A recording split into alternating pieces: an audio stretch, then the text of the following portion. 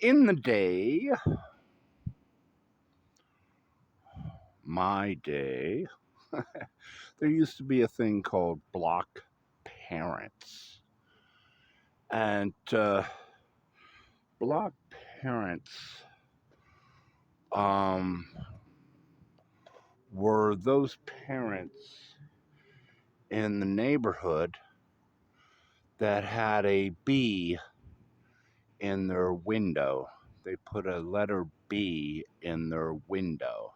So if I, as a child, was worried about some natty daddy or some dirty old man, uh, running up on me or trying to get me and stuff, I could always run um, to these block parents um, in the neighborhood. They were the stranger sort of danger patrol.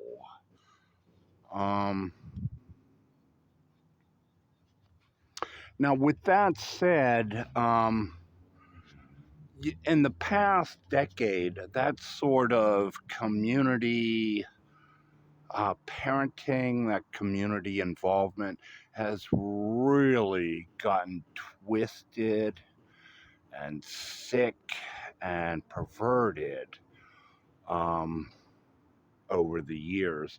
From my experience, it's really gotten, it's mommy's quest for power and community control has just really gotten crazy.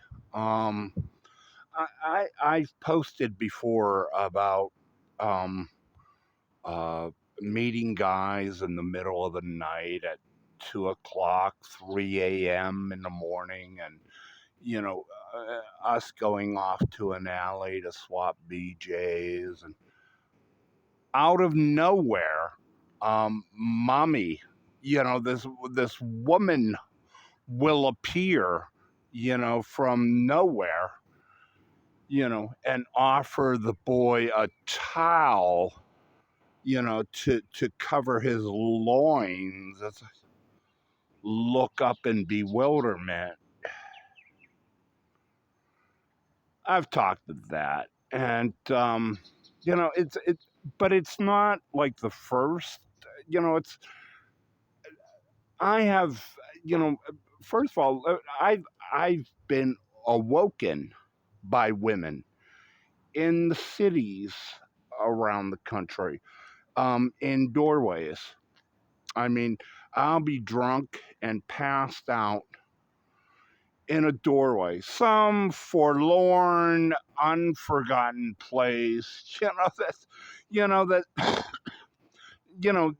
there's no one here, and there's certainly no one here at 3 a.m. in the morning. But hey, you know, I'll get a kick on the shoe. You know, and I'll wake up startled, and sure enough, there's like this middle-aged woman looking over me, saying, "Hey," and giving me the "get out of here" sign.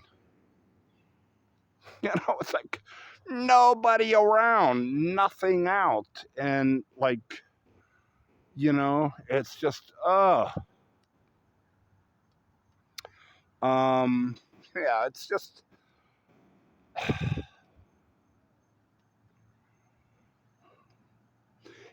crazy. I mean, this, it's like, it's like, well, the past year defund police officers, and, this argument, should we defund the police force? It really doesn't matter because, mother and her children have been policing the streets of America, as far as I'm concerned, for the past 10 years. I mean, it's like, the police are like staying out of it. You know, Somebody asked me the other day, it's like, well, what's your biggest trouble? The biggest trouble are the neighbors. You know, the cops are the least of my problems for the most part, you know, because they understand what I'm under and what I have to go through and what I have to endure, with the community here or there or anywhere. It's like, oh, I pity you, man. It's like, you know, stay safe tonight. It's like, hey.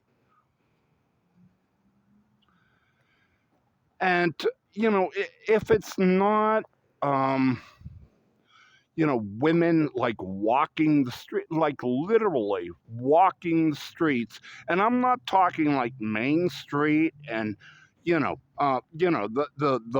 main street and stuff. I'm talking about like going through alleys and shit. These women are like walking through alleys, you know, uh, in the name of righteousness, looking for anybody with a beer can in their hand, you know. And I've experienced it. I've gone through it. I've dealt with it. It's crazy. It's just crazy.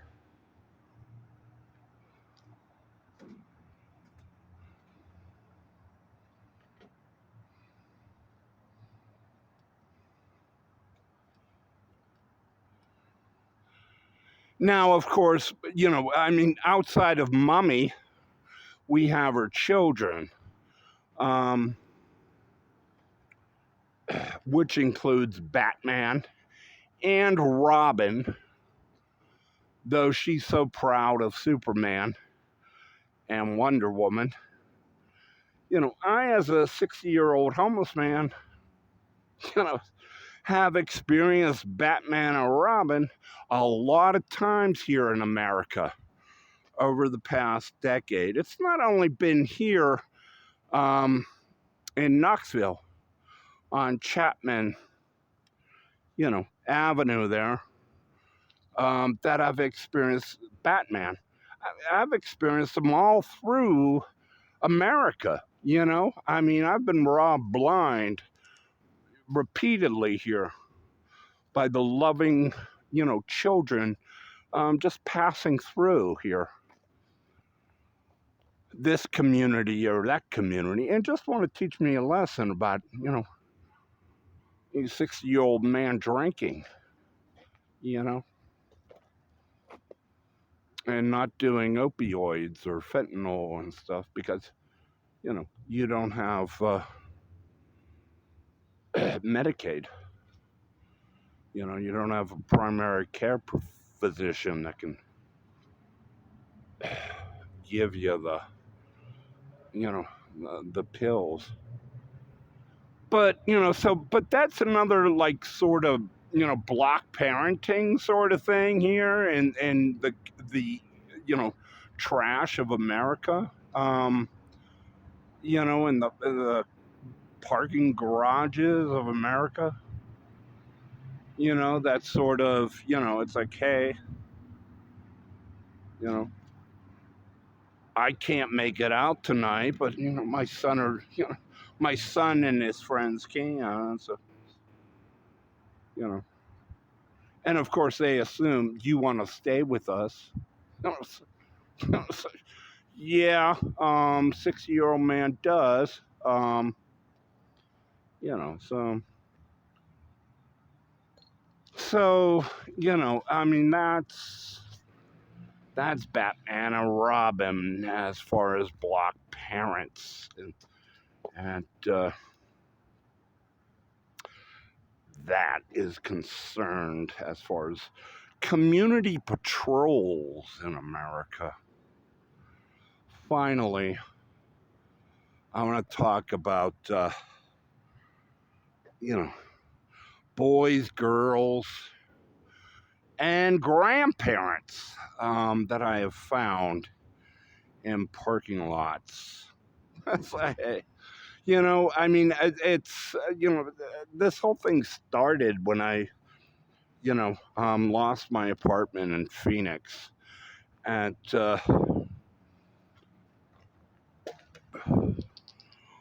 one night, I woke early, and